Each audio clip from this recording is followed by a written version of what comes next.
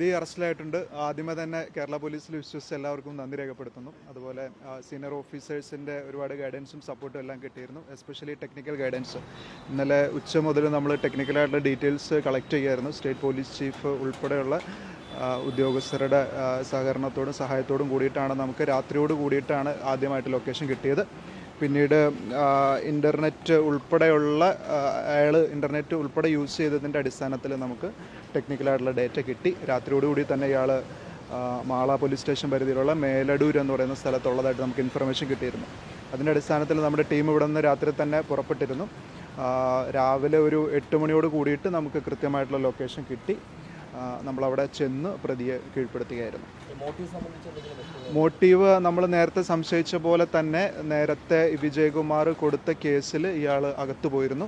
ഇയാളൊരു 5.5 മാസത്തോളം റിമാൻഡിലായിരുന്നു. ഇയാൾക്ക് ജാമ്യത്തിലെടുക്കാനൊന്നും വേറെ ആരും ഉണ്ടായിരുന്നില്ല. പിന്നെ ഇയാളെ ജാമ്യത്തിലെടുത്തത് കോട്ടയത്ത് തന്നെയുള്ള 2 സ്ത്രീകളാണ്. അതിനെക്കുറിച്ച് കൃത്യമായിട്ടുള്ളൊരു ഇൻഫർമേഷൻ ഞാൻ വേറെ കൊടുക്കുന്നുണ്ട്. അവർ ജാമ്യം എടുക്കാൻ വേണ്ടി മാത്രം സഹായിക്കുന്ന ആൾക്കാരാണ്. ജയിലിൽ കിടന്ന് പരിചയപ്പെട്ടിരുന്ന ഒരു വ്യക്തി മുഖാന്തരം 2 സ്ത്രീകളാണ് ജാമ്യം എടുത്തു കൊടുത്തത്.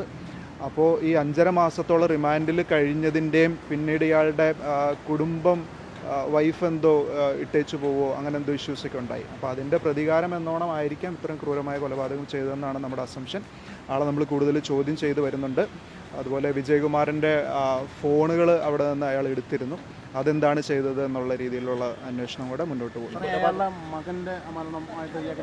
മകൻ്റെ മരണവുമായിട്ട് ഇതിന് യാതൊരുവിധ ബന്ധവും ഇല്ല എന്നുള്ളതാണ് നമ്മുടെ 100% നമ്മുടെ ഒരു വിശ്വാസം. അങ്ങനെയാണ്. അത് 2017 നടന്ന ഒരു ഇഷ്യൂ ആയിരുന്നു. അത് അൺനാച്ചുറൽ ഡെത്തായിട്ടാണ് പോലീസ് അന്വേഷിച്ച് ചാർജ് കൊടുത്തത്. പ്രതി കോട്ടയത്തേക്കാണ് നമ്മൾ കൊണ്ടുവരാൻ ഉദ്ദേശിക്കുന്നത്. സോഫാർ ഇല്ല എന്നുള്ളതാണ് നമ്മുടെ നിഗമനം. പിന്നെ ലേറ്റസ്റ്റ് ആയിട്ട് ഇപ്പോൾ കിട്ടിയിരിക്കുന്ന ഇൻഫർമേഷൻ, ഇയാളുടെ സഹോദരൻ അവിടെ ഉണ്ടായിരുന്നു. ഇപ്പോൾ ഹൈഡ് ഔട്ട് ആയിട്ടുള്ള സ്ഥലത്ത് ഇയാളുടെ സഹോദരൻ ഉണ്ടായിരുന്നു. അപ്പോൾ സഹോദരനെയും അതുപോലെ വേറെ 2 സുഹൃത്തുക്കളും ഉണ്ടായിരുന്നു. അവരെ Thrissur Mala police preventive arrest ചെയ്ത് ഡീറ്റെയിൻ ചെയ്തിട്ടുണ്ട്.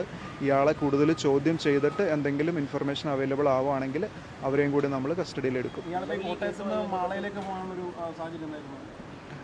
അതാ പറഞ്ഞത്, ഈ സഹോദരൻ അവിടെ ഉണ്ടായിരുന്നു എന്നുള്ളൊരു ഇതുകൊണ്ടാണ് ആദ്യം നമുക്ക് പെരുമ്പാവൂരുള്ളതായിട്ടാണ് ഇൻഫർമേഷൻ കിട്ടിയത്. അവിടെ ചെന്ന് സെർച്ച് നടത്തി പിന്നീട് ഫോളോ അപ്പിലാണ് മാള വരെ നമ്മൾ എത്തിച്ചത്. ഒളിവിൽ കഴിയാൻ സഹായിച്ചിരുന്നോ, സഹോദരന് ഇതിനെക്കുറിച്ച് അറിവുണ്ടായിരുന്നോ, ഈ രീതിയിലുള്ള അന്വേഷണം നമുക്ക് നടത്തേണ്ടിയിരിക്കുന്നു. ഒരാളെ മാത്രമാണ് അറസ്റ്റ് ചെയ്തിട്ടുള്ളത്. മറ്റുള്ളവർ അത് ജസ്റ്റ് നമ്മൾ വെരിഫൈ ചെയ്യാൻ വേണ്ടിയിട്ട് ആണ് ചെയ്തത്. ഡയറക്റ്റ് ഇൻവോൾവ്മെൻറ്റ് ഇയാൾക്ക് മാത്രമേ ഉണ്ടായിരുന്നുള്ളൂ. സ്ഥലത്തെ സാന്നിധ്യം ഇയാളുടെ സാന്നിധ്യം മാത്രമേ ഉണ്ടായിരുന്നു. ആയിരിക്കാം. നേരത്തെ പറഞ്ഞ പോലെ മുൻവൈരാഗ്യം തന്നെയാണ്. കൃത്യമായ പ്ലാനിങ് ഉണ്ടായിരുന്നു. ഇയാൾ 19-ാം തീയതി മുതൽ കോട്ടയത്ത് വന്ന് താമസിച്ചതിന് നമുക്ക് തെളിവുകൾ കിട്ടിയിട്ടുണ്ട്. അതുപോലെ അവിടെ ലോഡ്ജിൽ വന്ന് റൂം എടുത്തതിനും കൃത്യം നടത്തുന്നതിന് മുന്നേ ലോഡ്ജിൽ നിന്ന് പുറത്തേക്ക് പോകുന്നതും കൃത്യം നടത്തി തിരിച്ചു വന്ന് വെളുപ്പിന് 5 മണിക്ക് ലോഡ്ജിൽ നിന്ന് പുറത്തു പോകുന്നതൊക്കെ ആയിട്ടുള്ള ഇൻഫർമേഷൻ. വീട്ടിൽ DVR ഇയാളാണ് എടുത്തിരിക്കുന്നത്. അതെന്താണ് ചെയ്തിരിക്കുന്നത്, എവിടെയാണ് നശിപ്പിച്ചത് അല്ലെങ്കിൽ ഉപേക്ഷിച്ചത്, ആ രീതിയിലുള്ള ഇൻഫർമേഷനും കൂടെ നമ്മൾ കളക്ട് ചെയ്യുന്നുണ്ട്. അറസ്റ്റ് രേഖപ്പെടുത്തിയിട്ടില്ല.